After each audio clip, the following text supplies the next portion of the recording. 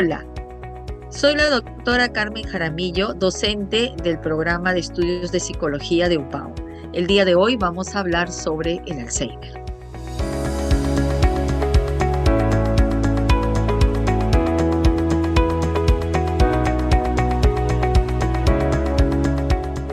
El Alzheimer es una demencia.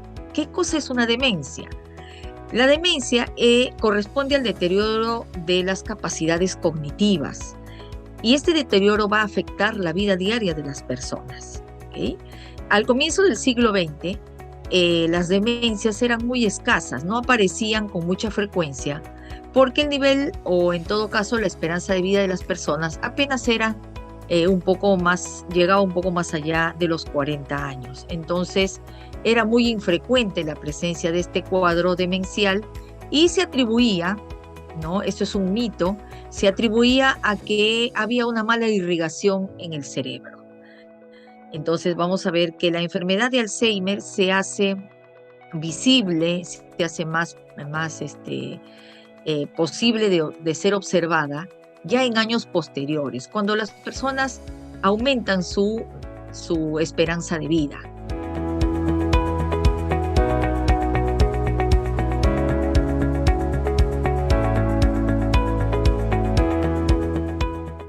Es una demencia progresiva, ¿ya? Es una demencia progresiva. ¿Esto qué quiere decir? Que se van perdiendo las capacidades cognitivas poco a poco. Y vamos a ver que el déficit de memoria es uno de los principales y más llamativos síntomas. Sin embargo, también aparecen la afasia, que es la incapacidad de comprender, la apraxia, que es la incapacidad de poder llevar a cabo actos que previamente eran conocidos por la persona, y la agnosia, que tiene que ver con la falta de conocimiento o la dificultad para reconocer, ¿no?, a las personas, el entorno. Estos últimos tres síntomas que acabamos de presentar, la afasia, la agnosia y la apraxia, no siempre aparecen junto con las dificultades que se presentan en la memoria, sino que van apareciendo en el transcurso de la enfermedad, ¿sí? Por lo general, el paciente empeora progresivamente.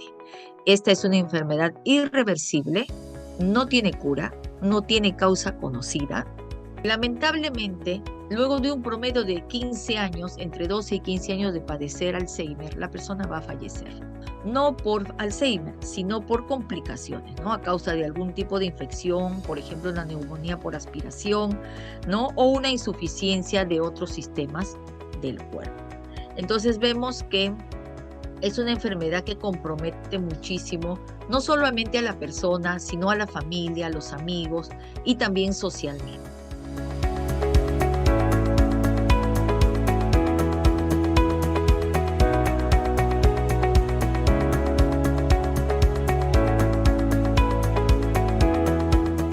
Se pueden establecer dos tipos. Una que es el Alzheimer familiar, que tiene un alto componente genético y donde está el 1% de todas las personas que presentan Alzheimer, y el Alzheimer esporádico o idiopático, donde se encuentra el 99% del resto de casos. La diferencia entre uno y otro, además de la cantidad de gente que puede estar ubicada en un tipo o en otro, es que el Alzheimer familiar es un Alzheimer que se presenta de manera precoz, es decir, antes de los 65 años.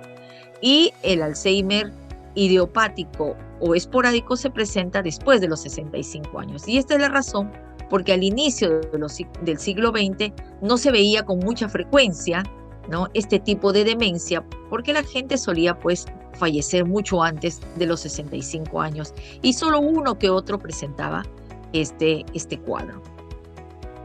Aproximadamente el 10% de los casos de Alzheimer en el mundo son hereditarios. Sí, el Alzheimer es hereditario en el 10% de los casos, con una transmisión autosómica dominante, es decir, sí o sí, cuando es de carácter hereditario, lo vamos a heredar.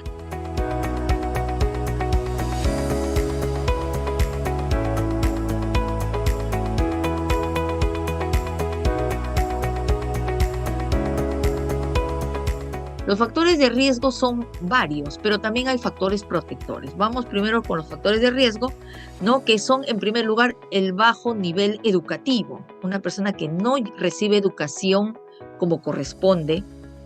Hay rastros o señales de mala nutrición fetal, es decir, en el tiempo de gestación ha habido malnutrición de la madre, desnutrición del feto, ¿no es cierto? Bajo peso al nacer, poca estimulación intelectual en los periodos de desarrollo intelectual del ser humano, ¿no? De esa persona, presencia, ¿no? De enfermedades vasculares, obesidad, diabetes, déficits sensoriales, es decir, algunos órganos que no funcionan, de los sentidos que no funcionan correctamente, trastornos del sueño, depresión también el haber sufrido algún tipo de accidente, de traumatismos craneales, ¿no?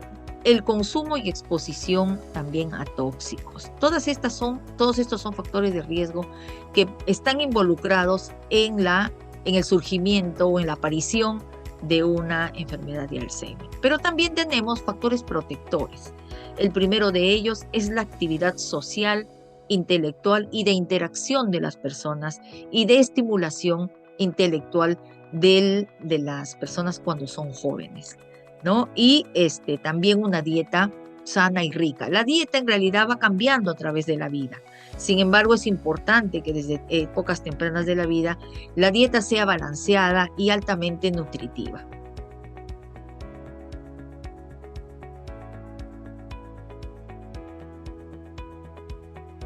¿Qué vamos a hacer si tenemos a una persona con Alzheimer en casa? Vamos a tratar de implementar algunos cuidados. Por ejemplo, reducir las frustraciones. Las personas con Alzheimer no están todo el tiempo desconectadas de la realidad. Hay momentos que se dan cuenta que hay horas o momentos en el día en el que ellos no son ellos mismos. Entonces esto les causa mucha frustración, mucho dolor, mucha incomodidad, ¿no? Entonces hay que tratar de reducir esas frustraciones teniendo mucha paciencia, mucha tolerancia con estas personas, ¿no? Hay que programar sabiamente las rutinas. Siempre hay que tratar de hacer la vida de una persona con Alzheimer rutinaria para que la persona tienda a confundirse, tienda a equivocarse lo menos posible y así no se frustre tanto, ¿no?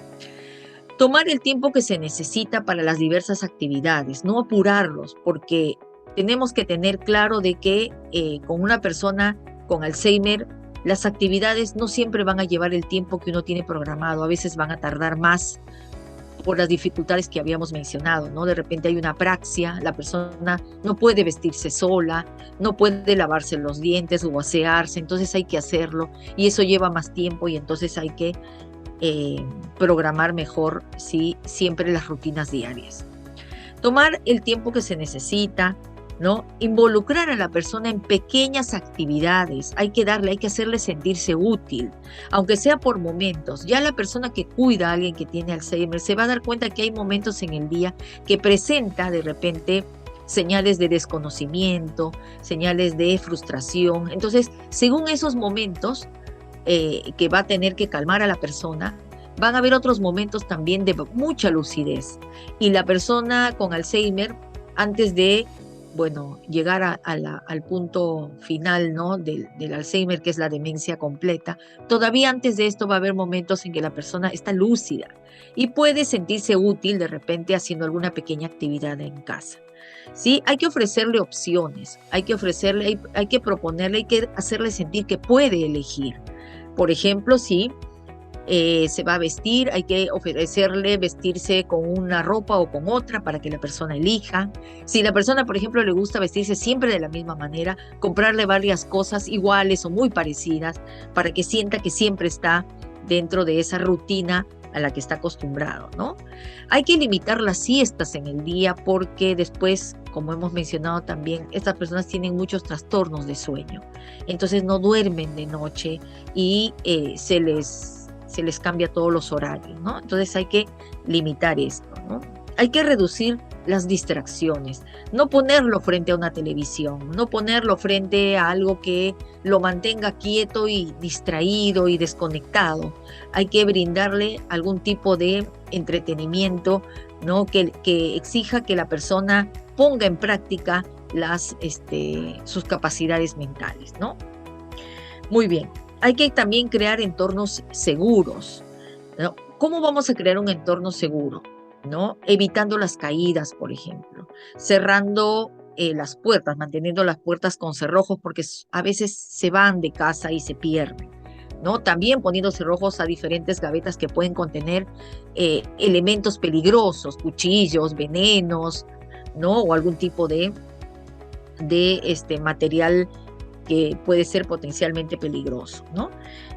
Bueno, vamos a siempre controlar, por ejemplo, la temperatura del agua. Suelen tener muchas dificultades para hacer este tipo de cosas, no se pueden quemar o se quieren bañar y se queman o se pueden mojar en agua muy fría y se pueden enfermar. Entonces hay que tener bastante cuidado con esto, ¿no? Mantener los fósforos, los encendedores fuera del alcance de una persona con Alzheimer y también tener, bueno, extinguidores, ¿no? A mano por si hay algún tipo de dificultad que tiene que ver con el fuego, ¿no? Muy bien, y hay que tener, como había dicho en un principio, mucha paciencia y flexibilidad y mucha compañía por parte de la familia y de los amigos.